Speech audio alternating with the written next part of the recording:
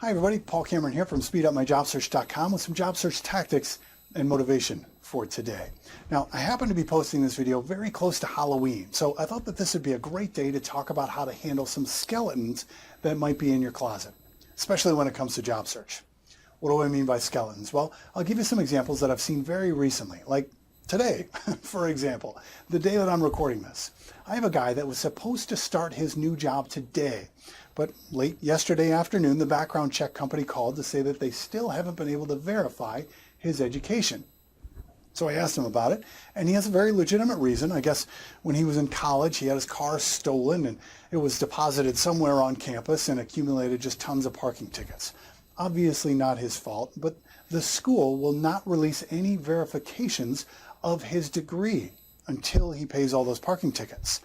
Now, he's working with an attorney to figure all this stuff out, but that doesn't change the fact that he didn't start work today. Or other skeletons like getting fired from a past job, or if you're arrested for something, or even things that are seemingly minor, like if you know that a former employer will say that you're not eligible for rehire. That could be a skeleton that could come back to bite you. Well, first, I can tell you the way not to handle this, and that's to hope that just nobody's going to ask. Someone will ask. And if you have to explain yourself after it appears like you've already been caught, it's going to look like you're just covering your tracks, right? So the key is to get out ahead of it and mention it before it's an issue. Like, I had a guy who was fired from a previous job, but it was from a major consulting company who had been known for firing people in the midst of major layoffs. And I don't know if it saves them money from severances or why they do that, but it's very unfortunate, but it happens. And this guy, great references from that company, was very, very talented, but this didn't come up until 2 days prior to his start date. So as he then tried to explain, it looked like he was just trying to talk his way out of it, and it didn't work. He never ended up starting for that company. Whereas if he would have just mentioned this up front, hey guys, I used to work for that company, and they do this, right? I just want to make sure you know up front, because that's probably going to come up. But I've got great references from my team there. Well, then when it comes up and HR sees it, now it's, oh yeah, he told us about that.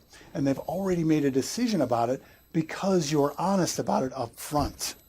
Now, if you know a company that is going to say that you're not eligible for rehire, do you have good references from that company? Make sure you use them. Make sure that the references are asked if they personally would want to work with you again. And of course, make sure you know the answer to that question before you tell employers to ask your references that question.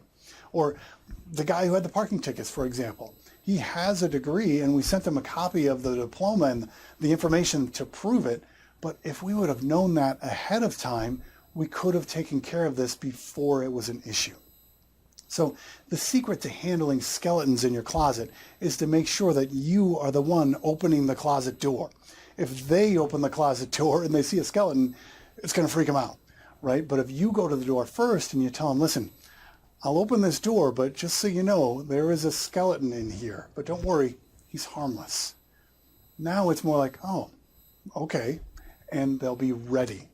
Now, you don't want to open that door on your first interview, obviously. This is for once you know there's a sincere interest from the employer and the background checks are actually starting. But once you can see that they're ready to start searching the closets, you need to lead that search.